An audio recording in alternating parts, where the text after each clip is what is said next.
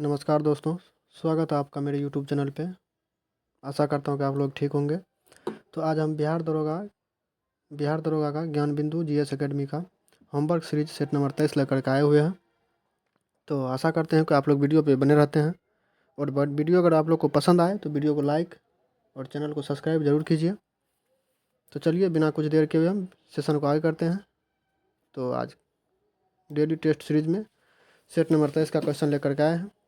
तो चलिए 1 number question से हम शुरू करते हैं। 1 नंबर क्वेश्चन देखिए कह रहा है कि विश्व स्वास्थ्य संगठन द्वारा रोगी सुरक्षा पर वैश्विक स्तरीय सम्मेलन का आयोजन किस शहर में किया गया है। तो किस शहर में किया गया है, तो ये किया गया है सेंटियागो में। कहाँ पर ये किया गया है? सेंटियागो में। और सेंटियागो जो है ये चिली की राजधानी है। किसकी राजधानी है? चिली की राजधानी है। और ये विश्व स्वास्थ्य संगठन जो है इसके बारे में कुछ बताते हैं। इसका स्थापना जो है आपको 7 अप्रैल 1948 ईस्वी को हुआ है। कब हुआ है? 7 अप्रैल 1948 को। और इसका मुख्यालय आपको है जनेवा में। कहाँ पर? जनेवा में है। चलिए आगे चलते हैं।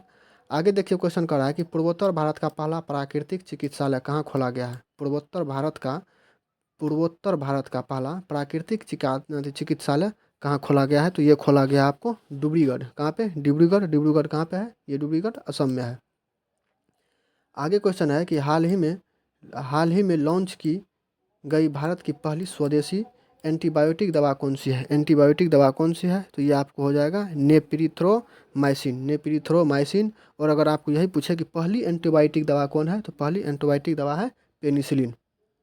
चलिए आगे क्वेश्चन है कि हाल ही में भारत में जैवेक नामक टीके की खोज की गई। जैवेक नामक टीके की खोज की गई। यह किस बीमारी के लिए हानिकारक है? यह किस बीमारी के लिए सहायक है? यह किस बीमारी के लिए सहायक है? तो ये आपको हो जाएगा टाइफाइड के लिए। कौन? टाइफाइड के लिए। और टाइफाइड जो है ये जीवाणु जनित रोग है। चलिए आगे क्वेश्चन कर रहा है कि भारत में कुल पंजीकृत बायो बैंक की संख्या कितनी है जो कैंसर कोशिकाओं और ऊतकों सहित कई जैविक नमूनों का भंडार करते हैं। कई जैविक नमूनों का भंडार करते हैं। तो ये हो जाएगा 19 और भारत में 10,000वां है। ठीक है। आगे क्वेश्चन है कि भारत सरकार की देश के ग्रामीण एवं वंचित क्षेत्रों में दूरसंचार में कैनवे थी क्या कर रहा है कनेक्टिविटी बढ़ाने के लिए शुरू की गई योजना कौन सी है। तो ये आपको हो जाएगा अमृत भारत डिजिटल योजना। और अमृत भारत डिजिटल योजना जो है ये आपको 2024 में आया हुआ है। आगे कह रहा है कि विश्व का सबसे बड़ा रिन्यूएबल एनर्जी पार्क कहाँ पर बनाया गया है। रिन्यूएबल एनर्जी पार्क कहाँ पर बनाया गया है। तो ये आपको बनाया गया है कच्छ गुजरात में। कहाँ पर? कच्छ गुजरात में। और अगर आपसे पूछे खिलौना पार्क कहाँ पे है, तो खिलौना पार्क है आपको यूपी उत्तर प्रदेश में। और भारत निर्माण सीमेंट जो है कहाँ पे है, ये गुजरात में है। चलिए आगे क्वेश्चन है कह रहा है कि एनपीएस वात्सल्य योजना की शुरुआत कब की गई। एनपीएस वात्सल्य योजना की शुरुआत कब की गई है। तो एनपीएस वात्सल्य योजना की शुरुआत 2024 में की गई है। 2024 में की गई है। कुछ लेट लग रहा है, मतलब इसी सप्ताह तक में, मतलब अगले सप्ताह जो है इस सप्ताह के अंदर में ही हम इस पर मतलब आंसर लिखने वाले ले आएंगे। तो इसके बाद हम आंसर भी लिखेंगे इस पर। अभी कुछ प्रॉब्लम चल रही है इसी के वजह में। ठीक है, तो आप लोग ऐसे ही तब तक सुन सकते हैं या आप इसको पीडीएफ के तौर पे भी निकाल सकते हैं। आगे क्वेश्चन है कि बैंक क्लिनिक पहल की शुरुआत कब और किसके द्वारा की गई। कब और किसके द्वारा की गई है। तो ये की गई है 2024 में आरबीआई के द्वारा। किसके द्वारा? आरबीआई के द्वारा। तो आरबीआई से कुछ सुनिए। आरबीआई का स्थापना जो है 1935 ईस्वी में हुआ है। कब हुआ है? 1935 ईस्वी में। और जब आरबीआई की स्थापना हुई थी तो उसका मुख्यालय कोलकाता था। और 1937 मतलब 2 साल के बाद 1937 में उसका मुख्यालय वहाँ से हटा करके मुंबई कर दिया गया। कहाँ पे? मुंबई कर दिया गया। चलिए, और इसका 26वें गवर्नर है संजय मल्होत्रा। कौन है? संजय मल्होत्रा। आगे क्वेश्चन है कि हाल ही में भारत ने किस दक्षिणी पूर्वी एशियाई देश को ब्रह्मोस मिसाइल निर्यात किया है। ब्रह्मोस मिसाइल निर्यात क्या है। तो ये आपको हो जाएगा फिलीपींस। कौन हो जाएगा? फिलीपींस। और ये एक लड़ाकू मिसाइल है। आगे क्वेश्चन है कि फ्लोरीन, क्लोरीन, ब्रोमीन तथा आयोडीन आवर्त सारणी के किस समूह से संबंधित है। आवर्त सारणी के किस समूह से संबंधित है। तो ये आपको ग्रुप 17 से संबंधित है, जिसको हैलोजन ग्रुप कहा जाता है। क्या कहा जाता है? जिसको हैलोजन ग्रुप। आगे देखिए क्वेश्चन कर रहा है कि छऊ नृत्य को यूनेस्को द्वारा अमूर्त संस्कृति विरासत सूची में कब शामिल किया गया। कब शामिल किया गया है? तो ये आपको हो जाएगा 2010 में। कब हो जाएगा? 2010 में। आगे देखिए क्या करा है कि कोंकणी, मणिपुरी और नेपाली को संवैधानिक दर्जा किस संविधान संशोधन से दिया गया है? तो ये जो है आपके 8वीं अनुसूची में जो है 22 भाषा का उल्लेख किया गया है, जिसमें जो है 14 गो मूल संविधान में भाषा था, इसके बाद अलग से जोड़ा गया है, जिसमें कोंकणी, मणिपुरी और नेपाली को जो है ये संवैधानिक कह रहा है कि कौन संविधान संशोधन के द्वारा जोड़ा गया है? तो ये 71वां संविधान संशोधन 1992 के द्वारा जोड़ा गया है। और अगर पूछे कि ये 22 भाषा में 14 भाषा ये हो गया और 3 भाषा ये हो गया, कोंकणी, मणिपुरी और नेपाली, और बाकी का भाषा जो है ये एक भाषा हो गया सिंधी, जिसको 21वां संविधान संशोधन के द्वारा 1967 में जोड़ा गया था। और 4 भाषा है जिसको कहता है मैथिली, संथाली, वोडो, डोगरी। मैथिली, संथाली, वोडो, डोगरी को जो है 92वां संविधान संशोधन 2003 के द्वारा जोड़ा गया था। ठीक है, चलिए आगे क्वेश्चन है, कर रहा है कि संसद का पहला संयुक्त अधिवेशन किस राष्ट्रपति के द्वारा आहूत किया गया था? संसद का पहला संयुक्त अधिवेशन किस राष्ट्रपति के द्वारा आहूत किया गया था? तो ये आपको हो जाएगा डॉक्टर राजेंद्र प्रसाद। कौन? डॉक्टर राजेंद्र प्रसाद। और जो है ये कौन आर्टिकल में है? तो ये आर्टिकल 108 में है। चलिए आगे क्वेश्चन कर रहा है कि भारतीय रिजर्व बैंक की स्थापना किस अधिनियम के तहत की गई थी तथा इसका प्रारंभिक मुख्यालय कहाँ है? इसका प्रारंभिक मुख्यालय कहाँ पर है? तो ये तो हम पहले ही आपको बता दिए थे पिछले क्वेश्चन में कि इसका मुख्यालय जो है ये 1934 के अधिनियम के द्वारा इसका स्थापना किया गया है। और इसका स्थापना 1935 में जो हुआ था, 1935 से लेकर के 1937 तक इसका मुख्यालय कोलकाता ही था। ठीक है, कोलकाता के बाद इसका मुख्यालय 1937 में मुंबई बना। चलिए आगे क्वेश्चन कर रहा है कि गंगा नदी में बाईं ओर से मिलने वाली सबसे बड़ी सहायक नदी कौन सी है और यह गंगा में किस स्थान पर मिलती है? तो देखिए गंगा में जो है गंगा में मिलने वाली बाईं ओर से सबसे लंबी नदी आपको हो जाएगा घग्गर नदी। कौन हो जाएगा? घग्गर नदी, जो कि आपको छपरा में मिलती है। और अगर आपसे दाईं ओर से अगर पूछा जाए तो दाईं ओर से यमुना नदी हो जाएगा, जो कि यमुना नदी आपको प्रयागराज में गंगा से मिलती है। चलिए आगे क्वेश्चन है कि कार्यकारी मुख्य न्यायाधीश का उल्लेख संविधान के किस अनुच्छेद में है? कार्यकारी मुख्य न्यायाधीश का उल्लेख संविधान के किस अनुच्छेद में है? तो ये आपको हो जाएगा आर्टिकल नंबर 126 में हो जाएगा। चलिए आगे देखिए क्वेश्चन कर रहा है कि द लैंड ऑफ मिडनाइट सन किस देश को कहा जाता है? कह रहा है कि दी लैंड ऑफ मिडनाइट सन किस देश को कहा गया है? किस देश को कहा गया है? तो ये कहा गया है नॉर्वे को। किसको? नॉर्वे को। और इसको मध्यरात्रि का सूर्य भी कहा गया है नॉर्वे को, और डूबते सूर्य कहा गया है ब्रिटेन को।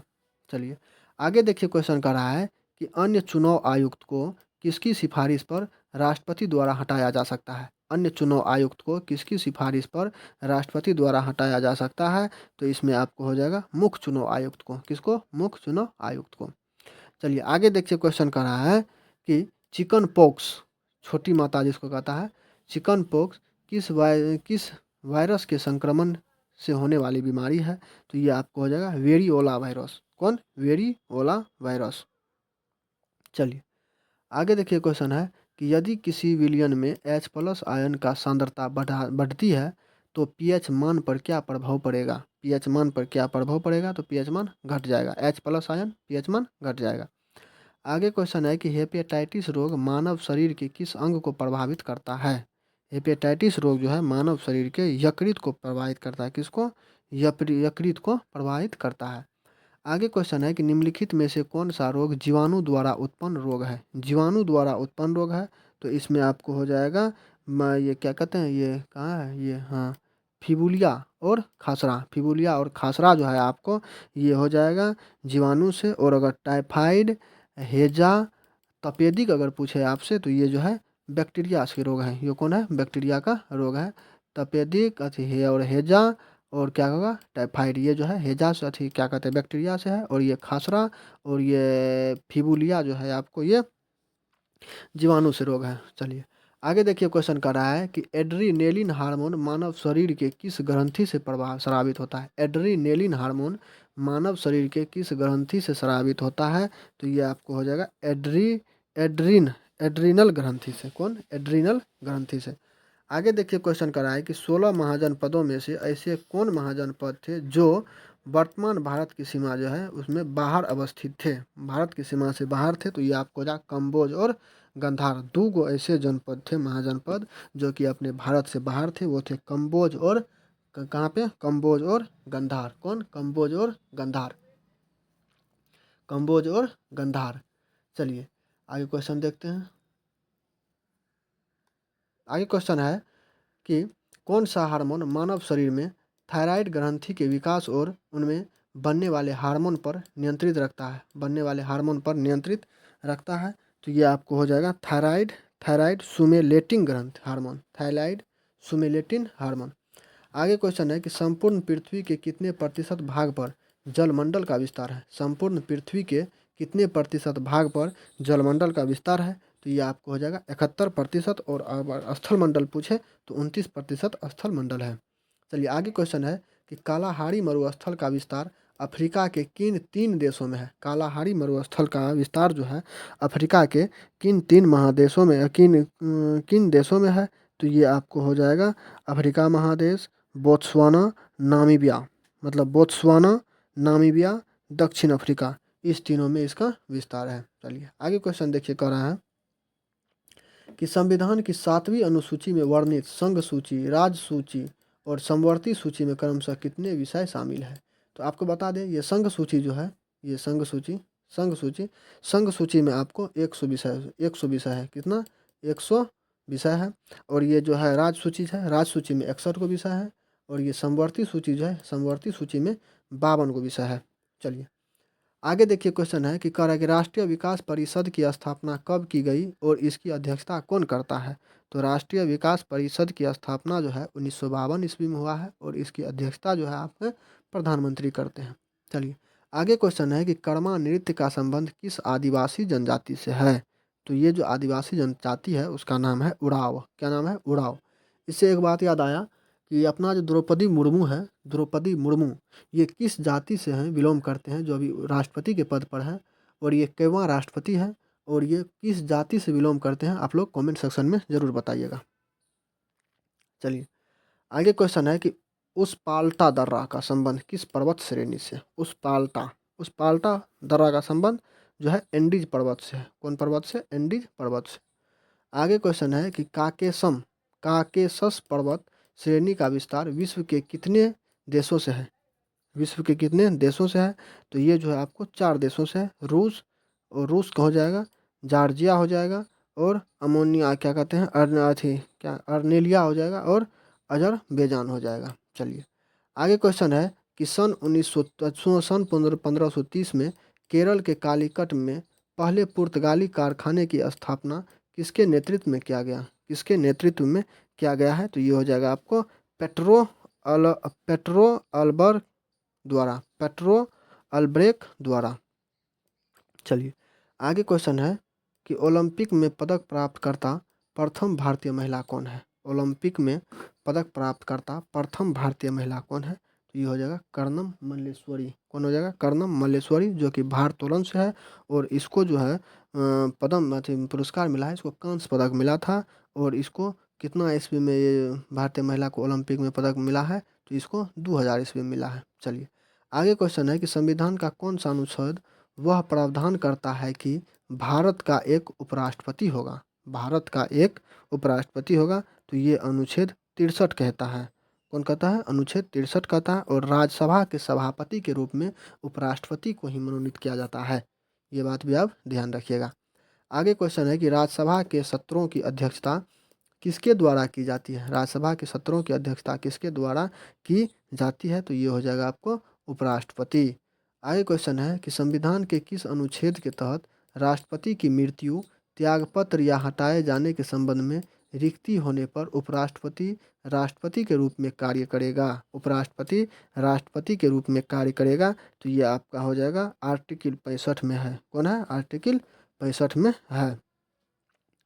चलिए आगे क्वेश्चन है, क्वेश्चन के रिक्त होने पर उपराष्ट्रपति के रूप में कार्य करेगा, संविधान के किस अनुच्छेद में, अनुच्छेद पूछ रहा था, तो अनुच्छेद हो जाएगा आपका 65। आगे क्वेश्चन है कि भारत के उपराष्ट्रपति को हटाए जाने का प्रस्ताव कहाँ से पेश किया गया है। तो भारत के उपराष्ट्रपति को हटाए जाने का प्रस्ताव जो है ये कहाँ से पेश किया गया है, तो ये राज्यसभा से पेश किया गया है। कहाँ से? राज्यसभा से। आगे देखिए क्वेश्चन है कि उपराष्ट्रपति के चुनाव से संबंधित प्रश्नों और विवादों की जांच तथा अंतिम निर्णय किसके द्वारा लिया जाता है, तो अंतिम निर्णय जो है आपको एससी के द्वारा लिया जाता है, मतलब सुप्रीम कोर्ट के द्वारा इसका निर्णय लिया जाता है। देखिए आगे क्वेश्चन कर रहा है कि भारत के एकमात्र ऐसे उपराष्ट्रपति जिनकी मृत्यु उनके कार्यकाल में हुई थी, तो उनका क्या नाम था, तो वो कृष्णकांत थे। कौन थे? कृष्णकांत थे। और उनके कार्यकाल उपराष्ट्रपति पद पर वे 1997 से लेकर के 2002 तक रहे थे। उसी कार्यकाल के दौरान इसका निधन हो गए थे। चलिए आगे क्वेश्चन कर रहा है कि भारत के उपराष्ट्रपति का चुनाव एक निर्वाचन मंडल द्वारा किया जाता है। इसमें कौन कौन शामिल है? इसमें कौन कौन शामिल है? तो इसमें लोकसभा और राज्यसभा के सभी सदस्य शामिल रहते हैं। चलिए आगे क्वेश्चन है कर रहा है कि उपराष्ट्रपति का चुनाव भी राष्ट्रपति के चुनाव की तरह अनुपातिक प्रतिनिधित्व प्रणाली के अनुसार डैश के माध्यम से होता है और मतदान गुप्त होता है। तो इसको कहा जाता है एकल संक्रमणीय माध्यम, एकल संक्रमणीय। आगे क्वेश्चन कर रहा है कि भारत में उपराष्ट्रपति के पद संबंधी प्रावधान को कहाँ से लिया गया? उपराष्ट्रपति का पद पूछ रहा है। अगर उपराष्ट्रपति का अगर पद पूछे आपको, उपराष्ट्रपति का पद, तो उपराष्ट्रपति का पद जो है ये आपको ये कहाँ से लिया गया है? ये अमेरिका से लिया गया है। कहाँ से? अमेरिका से। और अगर राष्ट्रपति का अगर पद पूछे, राष्ट्रपति का पद, तो राष्ट्रपति का पद आपको ब्रिटेन से लिया गया है। चलिए आगे क्वेश्चन है कि भारत के कौन से ऐसे दो उपराष्ट्रपति थे जो कार्यकाल पूरा करने से पूर्व ही राष्ट्रपति चुन लिए गए?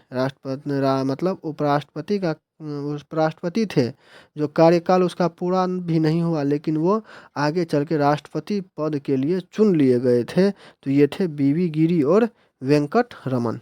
चलिए आगे क्वेश्चन है कि पृथ्वी का वह संकीर्ण क्षेत्र जहाँ स्थल, जल एवं वायु मिलकर जीवन को समस्त बनाते हैं, तो ये हो जाएगा जैव मंडल। कौन? जैव मंडल। आगे क्वेश्चन देखिए कह रहा है कि भारत के सर्वाधिक क्षेत्र पर किस प्रकार के वनों का विस्तार पाया जाता है? किस प्रकार के वनों का विस्तार पाया जाता है? तो उष्णकटिबंधीय पर्वतीय वन हो जाएगा, उष्णकटिबंधीय पर्वतीय वन।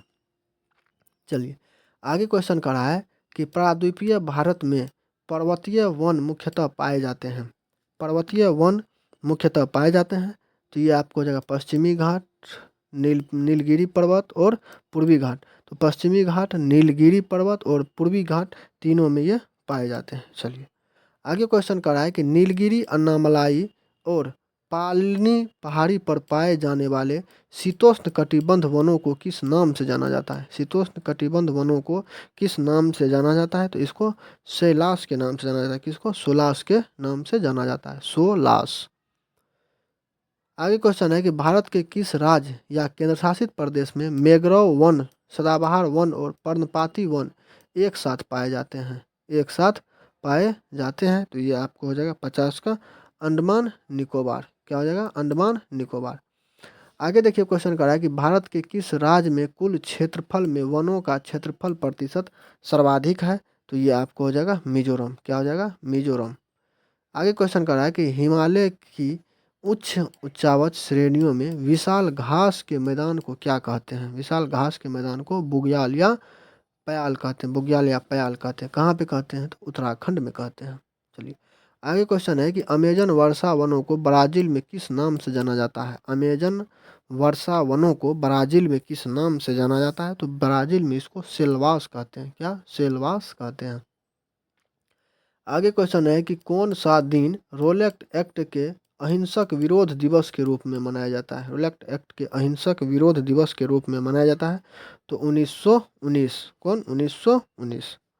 चलिए आगे क्वेश्चन है कि असहयोग आंदोलन के दौरान आंदोलन के विलयन के लिए महात्मा गांधी द्वारा किस कोष की स्थापना की गई? किस कोष की स्थापना की गई है? तो ये किया गया तिलक स्वराज फंड का, तिलक स्वराज फंड।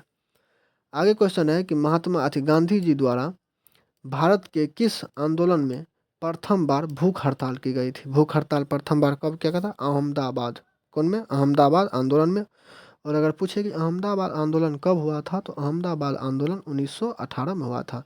अगर पूछे कि महात्मा गांधी अफ्रीका से कब लौटे थे, तो महात्मा गांधी अफ्रीका से 1915 में लौटे थे। अगर पूछे कि महात्मा गांधी जो है अफ्रीका गए कब थे, तो 1993 में गए थे। अगर पूछे कि महात्मा गांधी का विवाह कब हुआ था, तो 1993 ईस्वी में हुआ था। महात्मा गांधी का जन्म कब हुआ था, तो 2 अक्टूबर 1869 को हुआ था। महात्मा गांधी को गोली किसने मारा था, तो महात्मा गांधी को गोली जो मारा था नाथूराम गोडसे मारा था। अगर पूछे कि महात्मा गांधी को गोली कब लगी थी, तो महात्मा गांधी को गोली 30 जनवरी 1948 को लगी थी। अगर पूछे कि महात्मा गांधी की जो मृत्यु हुई थी, तो वो कहाँ हुई थी, तो ये नई दिल्ली के बिरला भवन में हुई थी। ठीक है। अगर पूछे जी महात्मा गांधी का राजनीतिक गुरु कौन था, तो महात्मा गांधी का राजनीतिक गुरु गोपाल कृष्ण गोखले थे। अगर पूछे आपको महात्मा गांधी का जो जीवनी लिखा था वो कौन थे, तो ये बीडी तेंदुलकर थे। ठीक है, इतना आप याद रखिएगा। और अगर पूछे कि महात्मा गांधी का प्रिय शिष्य कौन था, तो महात्मा गांधी का प्रिय शिष्य अनुसुईया बेन थे। इसको आप याद रखिएगा इतना। आगे क्वेश्चन है कि सन 1906 में कांग्रेस अधिवेशन में किस स्थान पर दादा भाई नौरोजी ने राष्ट्रीय आंदोलन का उद्देश्य स्वशासन या स्वराज निर्धारण किया? स्वराज निर्धारण किया, तो ये आपको हो जाएगा कोलकाता अधिवेशन। कौन हो जाएगा? कोलकाता अधिवेशन। आगे क्वेश्चन है कि कांग्रेस के किस अधिवेशन में गांधी जी के असहयोग आंदोलन का प्रस्ताव पूर्ण बहुमत से स्वीकार हुआ था? तो ये आपको हो जाएगा 1920 के नागरिक अधिवेशन, 1920 के नागपुर अधिवेशन। और अध्यक्षता कौन किया था? राघवचारी किया था।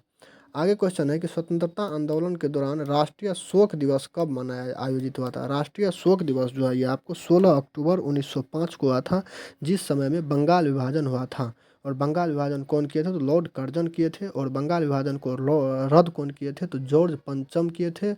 और किस दरबार में किए थे? तो दिल्ली के तृतीय दिल्ली दरबार में किए थे। और तृतीय दिल्ली दरबार 1911 में हुआ था। ठीक है, 1911 में हुआ था। और 1911 में ही भारत की राजधानी कोलकाता से स्थानांतरित करके भारत की राजधानी को दिल्ली बनाया गया था। चलिए, और पूर्ण रूप से भारत की राजधानी दिल्ली बनी थी 1912 ईस्वी में। और 1912 में ही अपना बिहार जो है ये बिहार अलग हुआ था, बंगाल से बिहार अलग हुआ था। इसीलिए 22 मार्च को बिहार दिवस के रूप में मनाया जाता है। आगे देखिए क्वेश्चन है कि सन 1916 में मुस्लिम लीग और कांग्रेस के बीच समझौता किसने करवाया था? तो समझौता जो है इस कांग्रेस लीग और मुस्लिम लीग के बीच जो है समझौता करवाया था एनी बेसेंट और बाल गंगाधर तिलक ने। चलिए, आगे क्वेश्चन है कि हिंदू और मुस्लिमों के लिए अलग निर्वाचन मंडल का प्रावधान किस अधिनियम के तहत किया गया? तो किस अधिनियम के तहत किया गया? तो ये मार्लो मिंटो सुधार 1909 के तहत किया गया। मार्ले मिंटो सुधार 1909। चलिए, आगे क्वेश्चन है कि पूना सार्वजनिक सभा की स्थापना कब और किसके द्वारा की गई थी? तो पूना सार्वजनिक सभा की स्थापना जो है ये महादेव रानाडे के द्वारा 1870 में की गई थी। आगे क्वेश्चन है कि लंदन इंडिया सोसाइटी और ईस्ट इंडिया एसोसिएशन की स्थापना किसके द्वारा की गई थी? तो ये की गई थी दादा भाई नौरोजी के द्वारा। आगे क्वेश्चन है कि किस वर्ष महात्मा गांधी ने किसानों के समर्थन में गुजरात के डोडा जिले में सत्याग्रह किया था? तो डोडा जिलों में सत्याग्रह कब किया था? तो ये जो है 1918 में किया था। कब किया था? 1918 में। गुजरात के किस डोडा को काट दीजिएगा यहाँ पे किस लिखिएगा। गुजरात के किस जिले में सत्याग्रह किया था? तो ये किया था गुजरात के 1918 में। 1918 में। आगे क्वेश्चन है कि मुस्लिम लीग के किस अधिवेशन में सांप्रदायिक निर्वाचन की मांग की गई थी? तो सर्वप्रथम ये जो है अधिवेशन में सांप्रदायिक निर्वाचन की मांग की गई थी 1908 के अमृतसर अधिवेशन में। आगे क्वेश्चन है कि पैसिफिक कोस्ट हिंदुस्तान एसोसिएशन का संस्थापक कौन था तथा इसकी स्थापना कब और कहाँ की गई थी? की गई थी? तो ये आपको हो जाएगा क्या कहते हैं 1913 का गदर पार्टी। कहाँ पे? गदर पार्टी। और कहाँ की गई थी? तो ये सैन फ्रांसिस्को में की गई थी। आगे क्वेश्चन है कि प्रांतों में द्वैध शासन किस अधिनियम के तहत लाया गया? प्रांतों में द्वैध शासन किस अधिनियम के तहत लाया गया है? तो ये लाया गया 1919 के अधिनियम के तहत।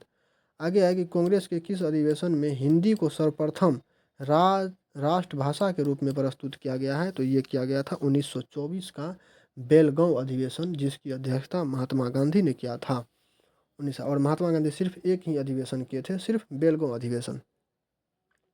अगर आपको पूछे कि कांग्रेस का बिहार में प्रथम अधिवेशन कौन था? तो ये आपको कौन अधिवेशन? बांकीपुर अधिवेशन था, और बांकीपुर 1912 में, हाँ 1912 में इसका अधिवेशन हुआ था। अगर पूछे कि गया अधिवेशन कब हुआ था, तो गया अधिवेशन 1937 में हुआ था, 1922 में हुआ था, 1922 में गया अधिवेशन हुआ था। चलिए आगे क्वेश्चन है कि स्वतंत्रता संग्राम के किस क्रांतिकारी को 14 वर्ष की उम्र में फांसी की सजा दी गई थी? 14 वर्ष की उम्र में फांसी की सजा दी गई थी, तो ये थे खुदीराम बोस। आगे क्वेश्चन है कि अभिनव भारत नाम से क्रांतिकारियों के एक गुप्त संगठन का निर्माण किसके द्वारा किया गया था? तो ये किया गया था 1904 में बी.डी. सावरकर के द्वारा। आगे क्वेश्चन है कि भारतीय विश्वविद्यालय अधिनियम कब और किस गवर्नर जनरल के समय लागू किया गया था? तो ये किया गया था 1904 में लॉर्ड कर्जन के द्वारा। आगे क्वेश्चन है कि न्यू इंडिया और कॉमन बिल किसके द्वारा लिखी गई है? तो ये एनी बेसेंट के द्वारा लिखी गई है। आगे क्वेश्चन है कि दिसंबर 1917 को कोलकाता अधिवेशन की अध्यक्षता एनी बेसेंट द्वारा की गई। एनी बेसेंट को अध्यक्ष बनाने संबंधी प्रस्ताव किसने दिया था? तो ये आपको दिया था बाल गंगाधर तिलक ने, बाल गंगाधर तिलक ने। आगे क्वेश्चन है कि वॉलीबॉल में खिलाड़ियों की संख्या कितनी होती है? तो वॉलीबॉल में 6 गो खिलाड़ी होते हैं। कितना होते हैं?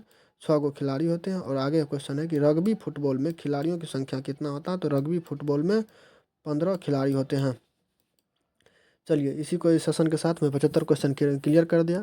और देखिए आगे जो क्वेश्चन होगा, मतलब सेट 24 जो होगा, सेट 24 के लिए यही आपका टास्क रह गया है, जिसमें करेंट अफेयर्स 121 से 125 है, क्वेश्चन बैंक 321 से 330 है, बायोलॉजी में आपको पौधों और मानव में श्वसन है, फिजिक्स में आपको प्रकाश और लाइट, वही हो गया प्रकाश लाइट, केमिस्ट्री में आपको मिश्रण का वर्गीकरण है, और इकोनॉमिक्स में आपको यही जो है 255, 256, 257, 258, ये क्वेश्चन बैंक का पेज नंबर है। बिहार एसआई, बिहार दरोगा का थर्ड एडिशन, जो न्यू एडिशन जो बुक आया है, उसी का ये पेज नंबर है। और ये भी पेज नंबर क्वेश्चन बैंक का जो है ये भी बिहार दरोगा का ही पेज नंबर क्वेश्चन बैंक का है। और बायोलॉजी और फिजिक्स केमिस्ट्री ये भी ज्ञान बिंदु सर, ज्ञान बिंदु के ये भी नोट्स हैं, बिट्टू सर का नोट्स हैं। और ये करेंट अफेयर्स आपको कल भी बताए थे कि पिछले क्लास में बताए थे, इसमें जो है ये परीक्षा मंथन करेंट अफेयर्स है। तो इस सब टास्क को आपका काम एक बार देख लीजिएगा, इतना टास्क को। तो आगे जो मतलब सेट नंबर 24 लेकर के आएंगे, तो उसमें उम्मीद है कि आप लोग मतलब अगर पढ़ के आइएगा तो सब आपको लगेगा कि हम सब कुछ पढ़े हुए हैं। चलिए इसी के साथ हम अपने वीडियो ख़त्म करते हैं, मिलते हैं नेक्स्ट वीडियो में। आज के लिए इतना ही, जय हिंद।